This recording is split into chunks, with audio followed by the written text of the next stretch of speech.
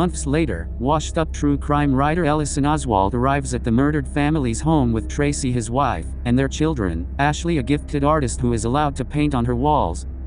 I didn't want to move here. Trevor, who begins imagining bizarre night terrors after arriving. Is the story a good one this time? Ellison is the only one to know that the house they are moving into was the perpetrator's home. Ellison hopes to use the murders as the basis for his latest book, and that his findings will reveal the fate of the family's fifth child, named Stephanie, a little girl who disappeared following the murders.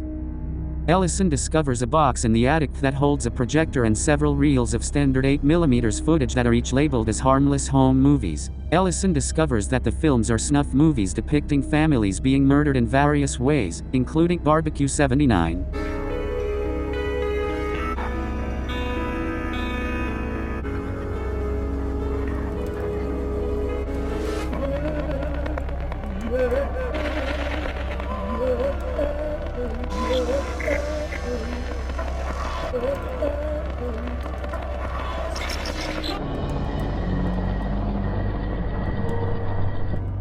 Pool Party 66.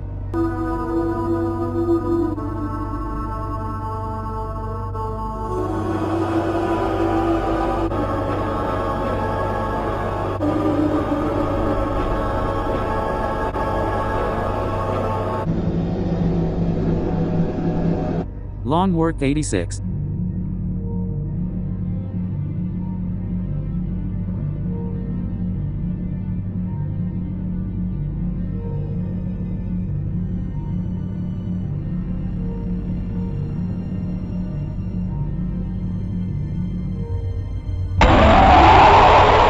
And the family hanging out 11.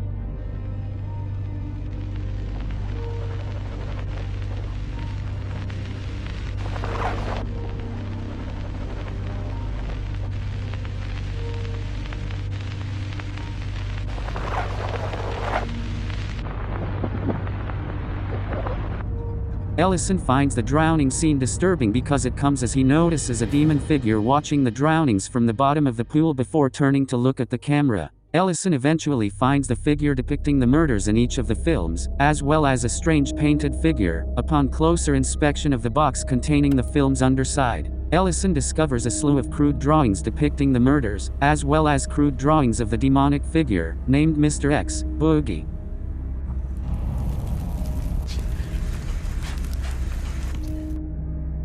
Ellison discovers that the murders depicted in the films took place at different times, beginning in the 1960s, and in different cities around the country. After consulting a local deputy, James Ransone, he also learns that the families were all drugged before being killed, and that a child from each family went missing after every murder.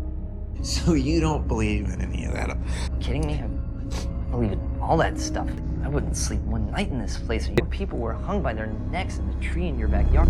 Ellison is referred to a local scholar, Jonas Vincent D'Onofrio, whose specialty is in the occult and demonic sciences, to decipher the meaning in the films. Jonas informs Ellison that the symbols depict a pagan god named Bughuul, who would murder entire families in order to take their children into his world and consume their souls.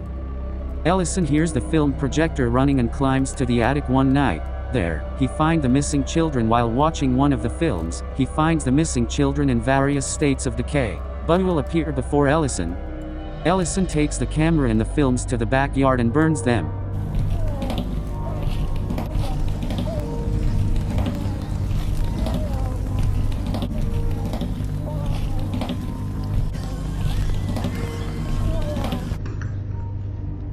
He wakes his family and informs them that they are moving back to their old home. Professor Jonas messaged Ellison, which contains scans of historical drawings associated with Bughuul. Each had been partially destroyed because ancient cultures believed that the images were meant to be portals between his realm and the mortal world.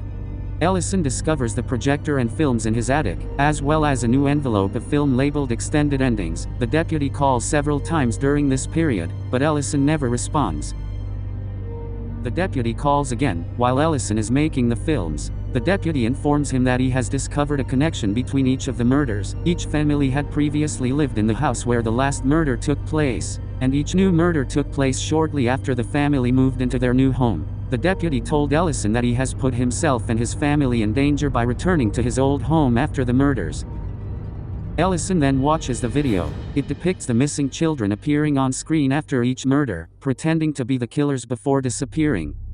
Ellison becomes lightheaded before he can react. Examining his coffee cup, he notices a note reading, "Good night, Daddy," and a green liquid inside the cup before losing consciousness. I like that you made the movies longer. They're better this way.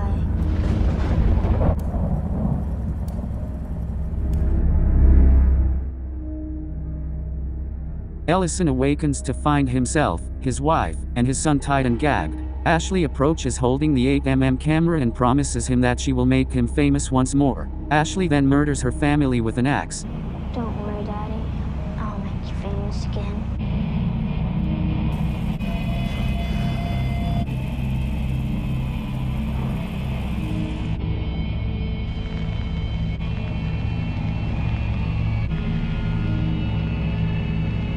Painting images of dogs, cats and unicorns on the walls with their blood. Ashley adds a new drawing to the box lid, along with the image of Mr. Boogie. She watches the Super 8 film about her murders, which culminates with a scene of the missing children watching her. Boogie appears, green blood covering his hands, causing the children to flee.